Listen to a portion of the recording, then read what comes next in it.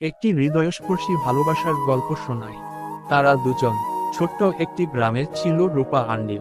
রূপা ছিল গ্রামের স্কুল শিক্ষিকার মেয়ে, আর নীল ছিল গ্রামের এক সাধারণ চাষির ছেলে। রূপার চোখে ছিল বড় স্বপ্ন, আর নীলের ছিল এক সরল মন। স্কুলে যাওয়ার পথে রূপা প্রতিদিন নীলের ক্ষেতের পাশ দিয়ে যেত।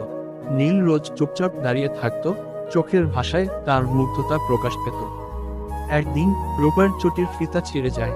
নীল তার সব কাজ ফেলে দৌড়ে আসে, তোমার চটি ঠিক করে দিই। রূপা একটু অবাক হয়ে তাকিয়ে বলে, তোমার এত কষ্ট করার দরকার নেই। কিন্তু নীল তবুও তার মাটির খড় দিয়ে চটির ফিতা বাঁধে। সেদিন থেকেই তাদের মনের দূরত্ব কমে আসে। সময় এগিয়ে চলে।